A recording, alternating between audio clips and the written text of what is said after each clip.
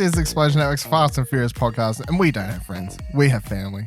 Each week in the lead up to Fast and Furious 9, we should be cracking a Corona to discuss the films, characters, music, and more of the Fast saga. My name's Dylan Blight. Joining me today, Kieran March. You thought this was going to be an Explosion Network podcast where Dylan didn't fuck up the introduction on the first time? Wow, why is this a joke? I don't understand. Also here, Ashley Hobley. Hey, excited to be here because life is binary, zeros and ones. Only two things keep a group like this together: fear or loyalty. And I don't see a drop of fear amongst you guys. Except the fear of you screwing up the intro every week. Fucking hell! Yes! The intro's quite long. I should be allowed to fear something. You know? What are you over here? You're like, dude, what do you want to watch every fortnight? Hey, what do you want to watch? And you fuck that up still. Do I though? What do you want to watch? There's a lot of W's. Yeah, there is a lot of W's. You're taking the L on this one, chum.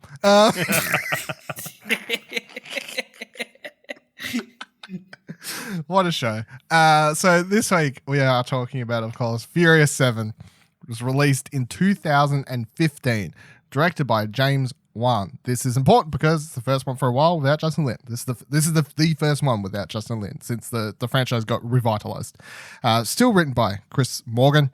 Main cast: Vin Diesel, Paul Walker, Dwayne Johnson, Jason Statham, Michelle Rodriguez, Jordana, Brewster, Tyrese, Gibson, Chris Ludacris Bridges, Kurt Russell, Nathaniel Emmanuel. Is that how you say her last name right? Yeah? Like from Game of Thrones time, I should remember, but I don't for some reason. Elsa, Pataky, Tony Jaa, Djimon, Honsou. I can never say his name wrong. I'm so sorry. I'm so sorry. Honsou, Lucas Black, and Ronda Rousey. The synopsis for the film is Deckard Shaw seeks revenge against Dominic Toretto and his family for his comatose brother. Dominic Toretto, you don't know me. You're about to. Looks like the sons of London have followed us home. Remember Owen Shaw? This is his big bad brother. We're being hunted. One last ride. Get low when the whistle goes. This film, of course, I feel like is the most.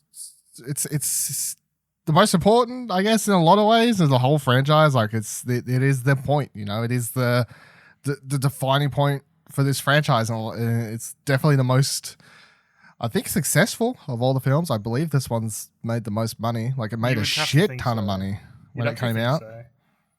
So with what it means to pop culture and fans of this franchise, even if you weren't a fan of this franchise, you wanted to watch how they did this movie and how they finished it off. Yeah, I feel like a lot of people possibly came on board with this one and went back and caught up and sort of thing. So yeah. Kieran, what are your overall thoughts on Furious 7?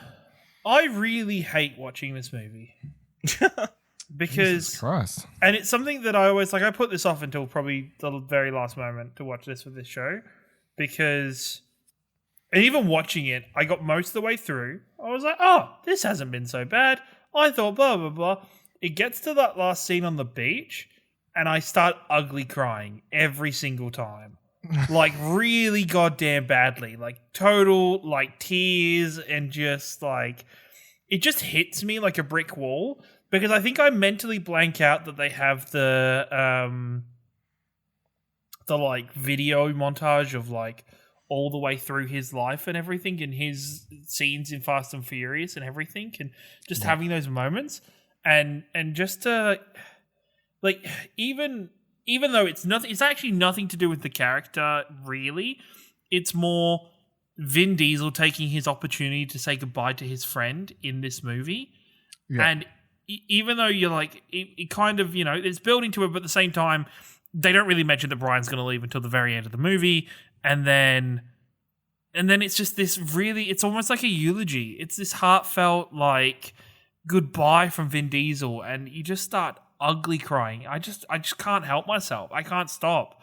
It's so like, and I think it's also part of the reason I've never watched 8 is just because of how hard the end of this movie hits me. And even though, and how hard like Paul Walker's passing hits, as you know, It's probably the first actor in my life, other than even more than Heath Ledger, which is a crazy thing to say with the caliber of actor Heath Ledger was.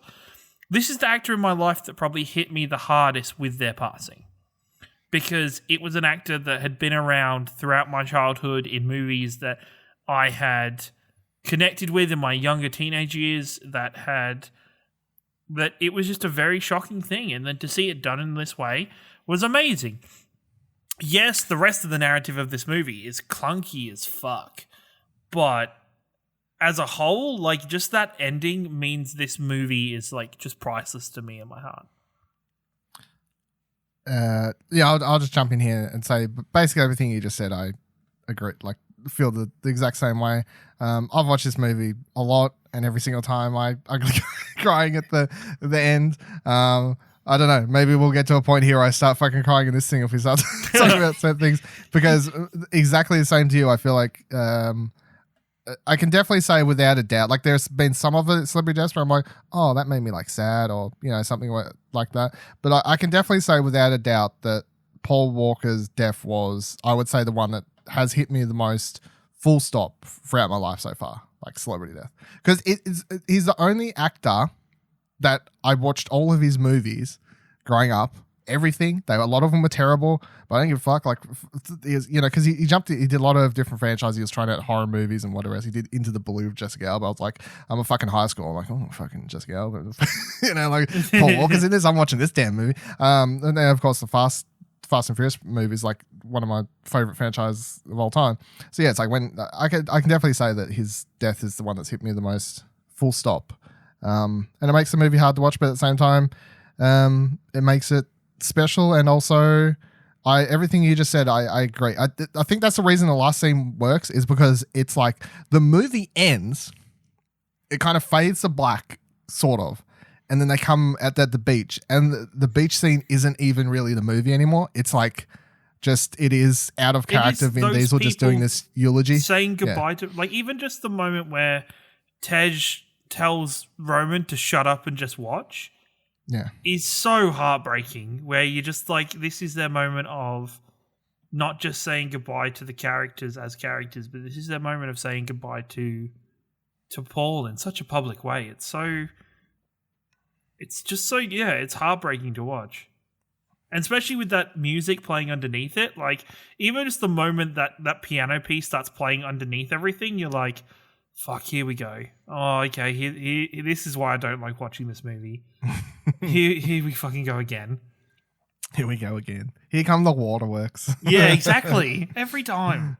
I'll say for the rest of the movie, I enjoy the rest of it. I think the first, like, half an hour is clunky, because it does a lot of, like, got to do this and show you this to get this person over here. They've killed Han, blah blah blah. Now Statham's over here, blah blah blah. Oh, and now, like, we're kind of into the main movie and stuff's happening, and they're gonna chase people. But I feel like the first half is a lot of, like, scene, and then you kind of get into the throw of things. And I don't mind Jason Statham. What's the fuck is his first name? Deckard Shaw. Deckard. Is it? Oh, Deckard Shaw. Right, yeah. I think Deckard Shaw's, Jason Statham is a great villain. Like, he's fun to watch in this, which is why I have when we get to next week. He could have. He was good enough to be a villain by himself. They just didn't write this narrative to make him the sole villain. Which, I guess they needed other people, because it's like, I don't know, it kind of works. You need a third party somewhat, I think, to make it work. I mean, he kind of plays like that Resident Evil character, Mr. X or whatever. Like, he just pops up at the most inopportune time, and, like, it fucks up your shit whenever you're trying to do something. And then towards the end of the movie, you can see the point where the director kind of shrugs, and then, like, somehow wonkily connects the two bad group guys together, and you're like, okay, sure. I mean, this whole movie was a struggle. I mean, they had to fit the, you know, when he died, they sat down and it's like, what do you do? Cancel it? Rewrite the script? Like, how do we go about this? So we still don't know really how much that affected potential things. Like, we could have had other scenes of Paul that they couldn't work because they were too action heavy or something, and they would have been too hard to do CGI wise. I really don't know, like, how the original looked or something like that. But yeah, but overall, I think the movie is really good. I think it gets extra points because of the end scene and like how it treats that, I think I'm just willing to say I'd bump up the score at least one whole point for the emotional impact that has. But even then, I still don't think it's a bad action film. And I think Deckard Shaw's a great villain and whatever else. Ash, how do you feel about this movie? Yeah, obviously, like you guys said, that ending is like makes you a blubbering mess, kind of. I think it's in the pantheon of like films that make guys cry, like Rudy and that kind of stuff. Like, What do you mean? I cry in all movies. What's I this cry pantheon? way more than I'd like to admit. we'll talk about it later. But yeah, I think they give Brian a good story through the arc, through the start from like adjusting to domestic life and then going back one last time. And I think It works out like having him retire. Like yeah, at the end, again, like, I wonder story-wise. in an alternate universe where Paul Walker doesn't die, what this movie looks like. Yeah. Does he It's still just- get written out, or like? Well, the thing that chokes me up more is the scene of him on the phone to Mia Yes. towards the end. That seems like a scene that Paul Walker shot himself. Like that doesn't seem like a CGI, a deep fake, yeah, a deepfake. CGI deep fake version of him, which makes everything like even in that scene I was getting choked up with him and Mia talking because it's like I'd love to know if they shot the Mia stuff after Paul's passing because you can tell it's hard for her going through I was that. about to say, you can tell it's hard. Like she's acting really, really well, or it's just like she's using what she's got. You know, Yeah.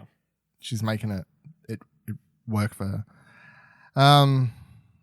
So let's get into talking about the family, of course, for this film. We'll talk about. We already kind of covered it, so we don't really need to say much. But of course, this film sees us lose Brian from the franchise / family, unless they do some fucked up CGI shit in the future, which I No. don't really want them to. No, I think there's Definitely I doubt not. they would do Never that. again.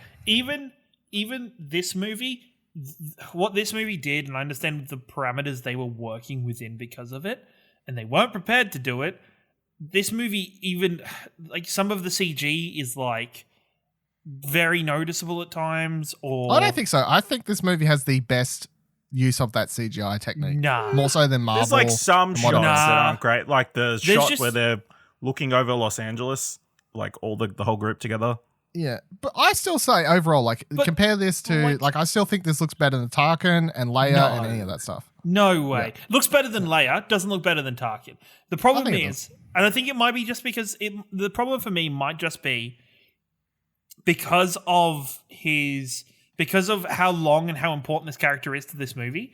The amount of shots where they obviously are using either the back of his head or like there was a lot of him like picking up Jack and like moving it across his face like perfectly in time as the shot looked to hide his face and just shows him. There was a lot of those that it was like, oh, okay, I can see you're trying to get around this, so you can't, because you can't deepfake and CGI everything. That'd be insane. It was, I think if I didn't have such a connection to this, I'd find it harder to be passable of that CGI. It just might be my hot take of this movie, but it's just, yeah. I will say, like, as much as I'm like, I hope they don't do any CGI shit for him. The one asterisk I have on that is potentially one shot for the 10th and final film. Like, if they want to shoot like something that shows him living happily with Mia or some shit, like in the rounding moments of 10, where it's showing all of our characters and what they're doing before it rolls the credits, I actually think I would be okay with one moment like that. I think that's all I would be okay with personally. And I think that's fine because it's like showing all the characters and where they're at. That's the only time I would allow it. Would you be okay with that? Would you be like, no? I'd have to see it beforehand. I'd be, it would. Yeah. But in concept, are you like, that's... Yeah, would that be seems okay? fine. I mean, Yeah. they could just reuse like some sort of footage they didn't use Yeah. previous or something like that. Because I just feel like if 10th is the final one, like it would be fitting to see... That's I if feel- he I feel like I could see survives that. till 10. Yeah, jeez. Oh god, it'll be interesting to see how they handle it with Mia in number 9. New one. Yeah, I'm looking Yeah. forward to it. Like, are they just going to have... it has to be Jacob just be a phone kills conversation, right? Brian off screen. No, fuck off.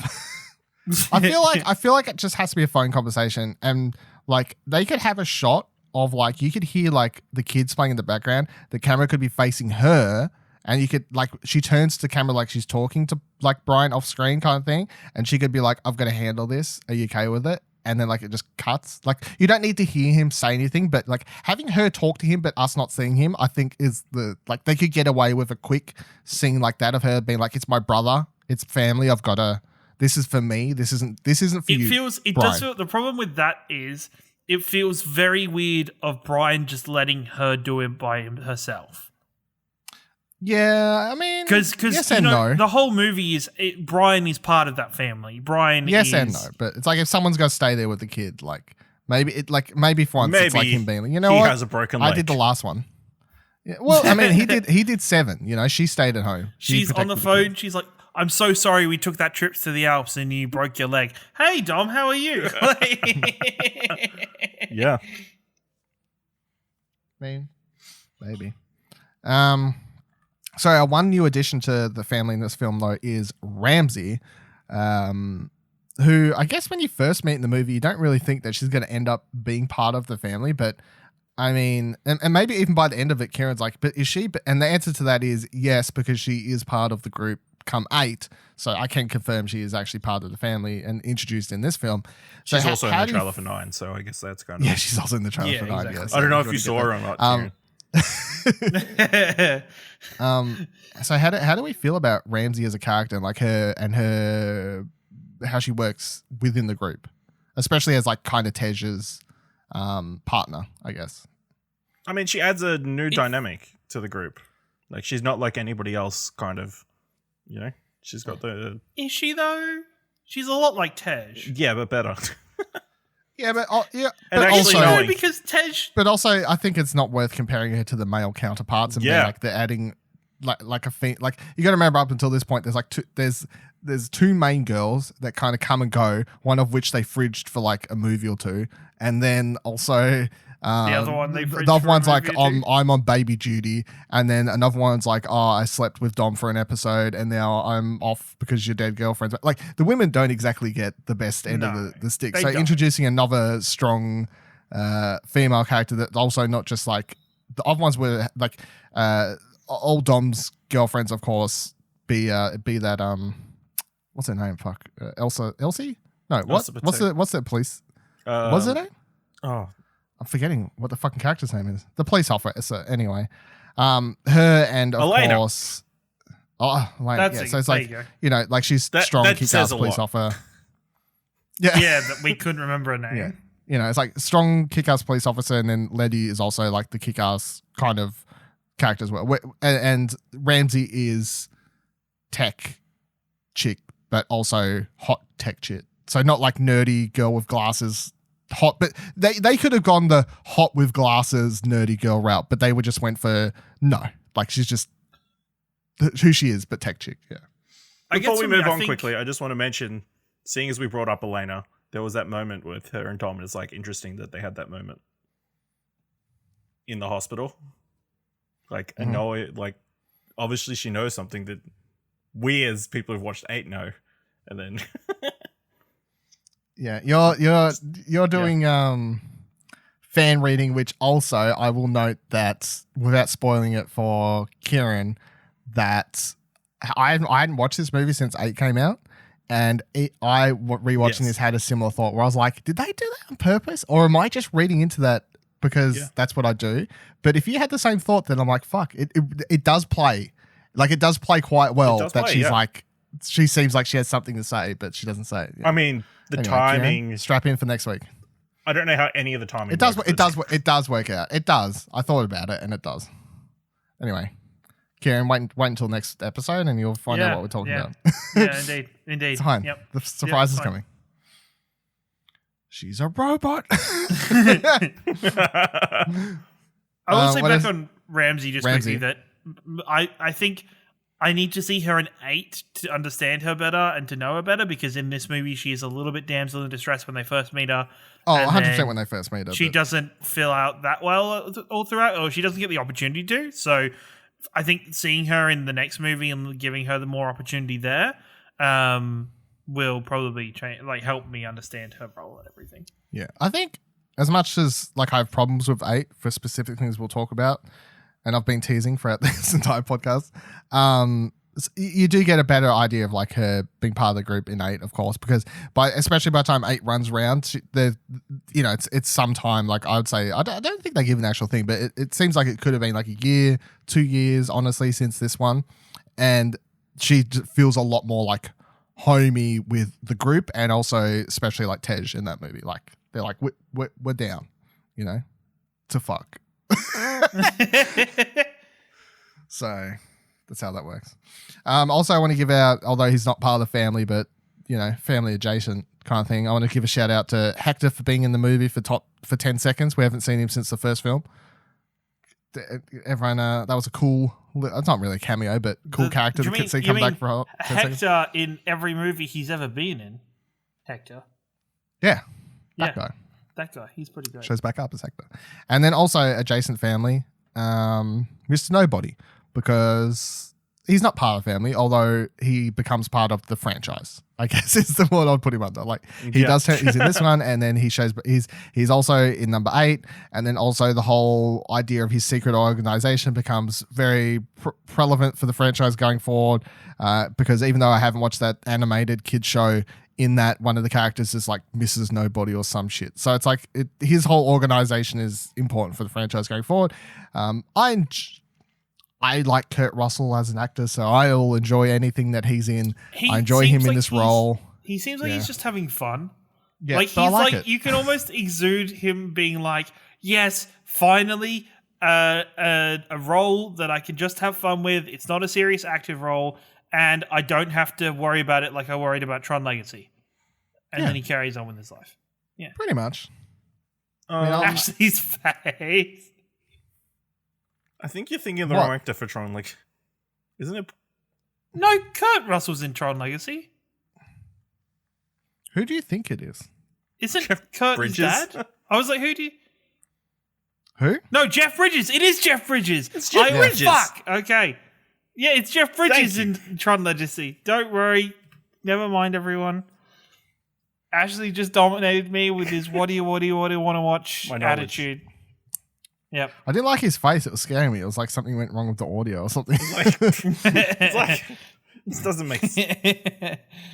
Sound right. Yeah, so how do we feel about Mr. Nobody, though? And like that general idea of this secret organization stuff being introduced to Fast and Furious. I think it's like, of course, the franchise is already silly at this point. It's no more silly than it already is. I'm like, whatever. I enjoy it. It's fun. I mean, it's just an easy justifier for why they keep coming back together and why they get all these equipment. Like, it allows them to do even crazier things like drive cars out of an airplane. Yeah. So if you want to break down like the key action scenes of this movie a little bit quickly, because I think this film has obviously some of the craziest up to this point. I love the car. I love the cars out of the airplane scene. And once again, I'd like to point out, like I talked about episodes and episodes ago, that I love how they shot some of it practically, so it doesn't look terrible. Like it looks kind of cool. It's silly, but also sci-fi enough that you're like, could that like work? Like I feel like it rides a line where you're like, but like it is silly, but at the same time, yeah, like maybe like you kind of buy into it, sort of thing. And I love the scene before that around the table with Roman's the one who's like, I got the plan. I got to start making plans, guys. I got to take control of my life. What are we going to do? We're going to drop there. And then, well, how do we get there? Tej, I'm delegating tasks. Well, I've got no idea for that. And then how Roman doesn't get out and they shoot him out. I love it. I think it's funny. And then, of course, the most bullshit crazy of this movie, the car jumping between the buildings scene, which once again, I got to be honest, absolutely nuts, unrealistic. It's not realistic at all. You sure? However, yeah, no, you'd go out that window. You would not. That's not how it works. The car would explode if it hit the other side. It's not going to just perfectly land on the. I mean, the thing it just depends if you hit the window instead of like an actual floor. I'm sure they'd be fine. There's like a 1% chance of this happening, which is why I'm able to watch it and go, they get very lucky. No, just Dom knows. He's like a mathematician. He knows how much speed he needs to hit the right spots. Can I also say, while we're talking about this scene, Ronda Rousey is terrible. I can't Ronda believe Rousey they is- got Ronda Rousey to job to Michelle Rodriguez. She's fine when she's doing the punching. It's that one or two lines she has where I'm like, please just Yep. stop talking. Thank God you're here. Oh This my God, party thank God sucks. you stayed up. I was getting so bored. Oh, Like, that line was like cringing bad. It was just so bad. Yeah, I wasn't a big fan. And also rewatching this movie since Ronda Rousey has proven to be a transphobe and whatever else over the last couple of years since this movie comes out. And I'm like, just fucking die, bitch. Like, Whoa! fucking Michelle Rodriguez, beat the shit out of her, Michelle Rodriguez. Come on, just do it. Fucking get out of here. So that's, and also, since we talked about it briefly weeks ago when we talked about Gina Carano versus Ronda Rousey, 100% Gina Carano, better actor, better fighter. yeah. Her fight scene 100%. with Michelle Rodriguez Way was better. also better, I think. It was way, way better. Yeah. At least she was a fully formed character with a plot. Ronda Yes. Rousey was like, twist- she showed up for like 5 minutes. Goon in background. Yeah. Random female goon, head of other female goons. Yep. 100%. But talking about fight scenes, I want to give a shout out Tony Jaa in this movie. Yes. His first big sort of Hollywood movie. Of course, if you don't know, I'm a big fan of certain. I'm a big On the martial Bucks. arts fan movie. And Tony Jaa is one of my guys, and it's really fun to see He's him the in this guy movie. from the Raid, right? No? Okay. He's in Ong Bak, all the yeah. Ong Baks and those. I mean, that's his most popular. I think the Ong Bak trilogy is probably his most famous. Okay. For it, but he's like a really popular, like one of those dudes that does. You watch some of his films and he does like backflips over shit and whatever else. You're Yes. like, how are you not dead? Like, you know, like because they film all these movies in Thailand and shit where they're like, Yeah, how do where they they're just- legally allow you to do this shit? Like, It's where these places where it's more expensive to buy a crash pad than it is just to take you to the hospital after you've done Pretty something. much. Yeah. pretty much, yeah. So. I'm a big fan of a lot of stuff he does. So I remember watching when they announced he was going to be in this. I was like, oh, this is great. And seeing him and Paul Walker have fight scenes together was like really great because I'm like, oh, Paul Walker, like one of my favorite action stars growing up, and then one of my current like kind of martial arts fans. It makes me laugh every time just when he's in his death scene when Paul Walker's just like not fast enough or too slow or whatever. It's Yeah. just Funny. like it's just Too like slow. yep. Too slow. Yeah, it's just Nice it's callback. Too slow. Yeah, it's Yeah. It almost Great. feels like that Too Fast, Too Furious. Brian was like just comes back for that second, and you're like, yeah, Creeps out a little bit. yeah. No, you enjoy it creeping out a little bit. Yeah. Yeah, both those fights were awesome. Especially like on the bus. Like, that was cool. The bus thing is fucking. I mean, I think that's honestly the most unrealistic His- part of the whole movie when he grabs his- onto the fucking spoiler. Just him lying on the floor in his like fourth or fifth conversation with Letty, where he's just like, thank you. Like it's just so like there's no quips, there's no He's like, oh, thanks. I Thanks. didn't die. thanks, I'm good. I'm good. Let's go. Get in the car. Off we go. Yeah, it's quite funny. I do want to bring up action scenes though in general, like from a directing point of view for this one, because it's one thing I've always noticed about this movie is that, especially after you get used to how Justin Lin shoots things, I think that James Wan's style is highly visible from the moment you start this movie, particularly when you have the opening fight scene between Jason Statham and The Rock. And James Wan does like one of his signature camera moves, which is that when the two of them like flip over backwards, the camera does like a 180 turn in the air and like kind of crashes down to the ground with them. When The Rock does the rock bottom. Is that what you're talking Does about? the Yes. rock bottom, and I'm like, I popped. I remember the first time I saw it, I was like, Do did he the just do the people's fucking elbow. rock bottom? I was like, is he gonna elbow him? This is so cool. When he does that wrestling nerdy shit, the camera flips over for him, and like that's very evident of James Wan's style. And overall, this movie has a highly different directing style to the past ones, and I think it stands out quite a lot.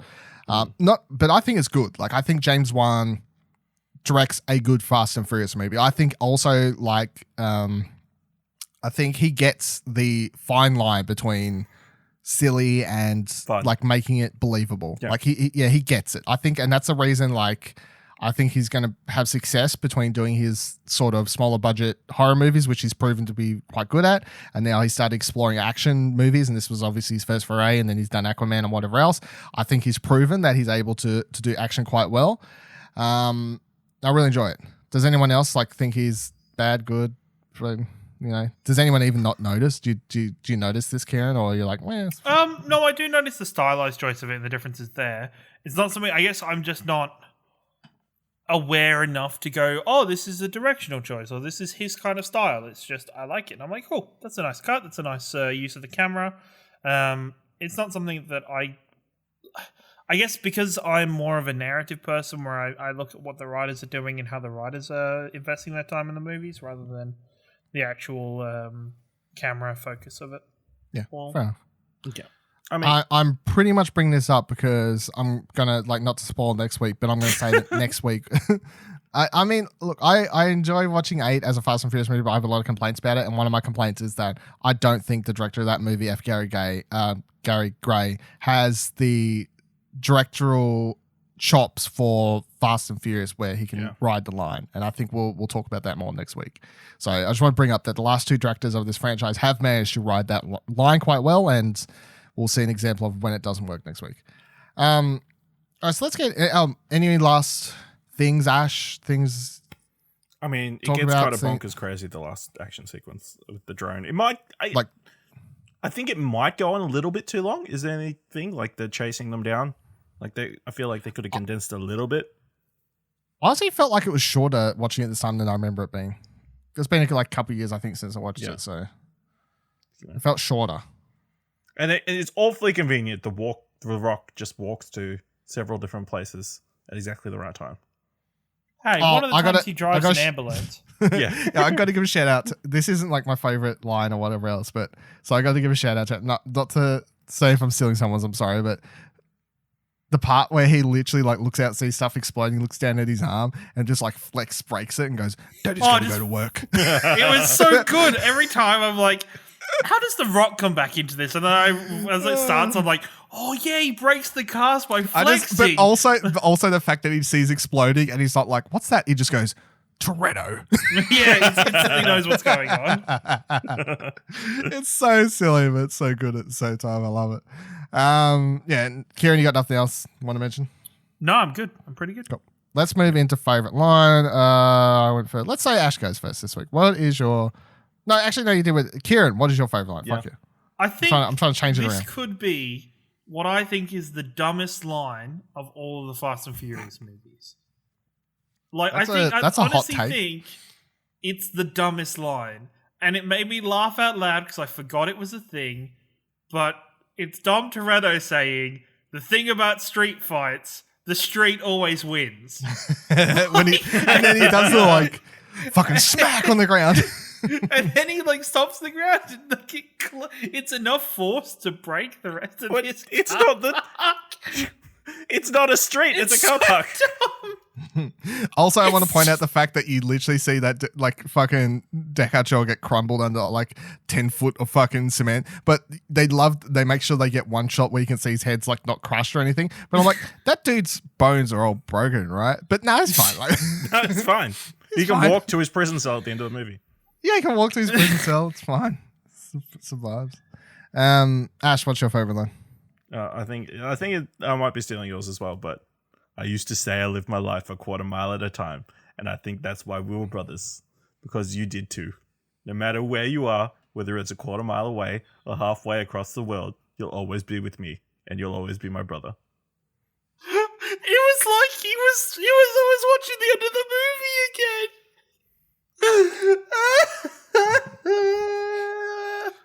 That is my one. Also, I'm going to say I'm glad you said it because it was the thing I think I was going to struggle to say about crying. So it's fine.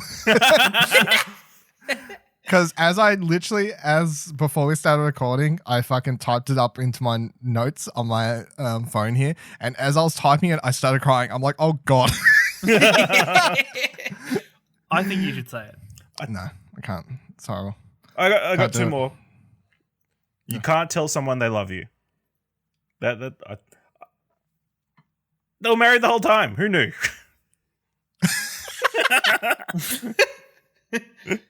Yeah. What's your? Yeah. And then Ramsey's speech. I know enough. Looking at Brian, ex-cop, military, something like that. The way you look at those guys shows training. Tech guy offended by the hacker remark. Naturally. Alpha, Miss Alpha, Joker. And then Roman's like, wrong. double alpha. Double Man alpha. candy. You know what I'm saying? What? Man, sit Why your can't candy there be ass a double down. alpha? The disrespect around here is real. I will say, even though I'm like, oh my god, so if somebody wrote this, fucking The Rock yelling at Ramsey being like, woman, I am the cavalry, was like, it's like fucking hell. I was like, oh god. The one thing I just thought of all that I want to give a quick shout out that I forgot to mention that is worth mentioning is that this film does build on Letty and Dom's whole her being a new person, whatever else. And I think that is interesting in this film. I think that plot line gets overshadowed by a lot of other things, and that's why it's easy to forget. However, I do like the way they handle it in this, and the fact that she like calls out like Mrs. Alpha, and then it's like, oh, I can't remember if it's like Tej or whoever, Roman like says they're not married though. But then of course by the time you get to the end of the movie, it's revealed that they did get married at some point, and that's the whole thing when it comes back to it. So I think that's nice. They just kind of gets overshadowed, yeah. All right, so final segment, of course, we're picking 2 songs from each movie for the Ultimate Fast and Furious mix. Find it on Spotify. The link is in the description down below. 2 songs each. Go Ash first. What do you got for me? Let's see. Oof. I'm gonna go with "I Will Return" by Skylar Grey, and "Turn Down for What" by DJ Snake. Sure. You a big fan? Turn down for what? Do you get hype? I like to turn down for what? What are you turning down for? What? That's the question. Karen, what do you put? All right, if Ash didn't go for it, I'm going to go for the fucking easy one here. See You Again with Khalifa Charlie Puth, because, you know, it's a heart-wrenching song. It's that piano line does things to a man. And They played also, it at the Kobe I Memorial will- or whatever. Like, Did they? yeah, well, not at the memorial. really? Like, he's the first Lakers game after his death. So, Oh, okay. I did not know that. And then I will also pick My Angel by Prince Royce. Well, we actually got a big list here because Ash picked 2 that weren't on mine, and you only picked 1. Obviously, I picked "See You Again." I felt like we all 3 of us would pick "See I You mean, Again." it was was a like, given. I Ash- think it's. I wanted to When like Ash- broaden. No, you have to I be... knew have you to would be pick You that gotta be one. honest. I knew Just you gotta would be pick honest and pick your 2 favorites. You know, that's how it's supposed to work. So I picked "See You Again," and then the other one I picked was "GDFR" by Flow Rider, "Sage the Gemini," "Lookers," and "Noodles," which are, great one. That's another one that I reckon Ash gets down to on his daily playlist where he plays "Turn Down for What," and that one straight afterwards. Yeah, he gets absolutely hyped, I think. Anyway, looks like we're all out of NOS for this week, everyone. Don't forget, follow us on Twitter by heading to explosionetwork.com/Twitter. Next week, we are discussing the film that I've been slowly teasing my problems with, Fate of the Furious, so make sure you watch that before the episode drops next week. It's going to be an interesting time because by the time you're listening to it next week, we are 1 week out. We're currently 2 weeks out from the movie when you're listening to this, so that's exciting times. And that means we're about 2 weeks away from Justice is Coming. Bye! Thought you could leave without saying goodbye. Is it though?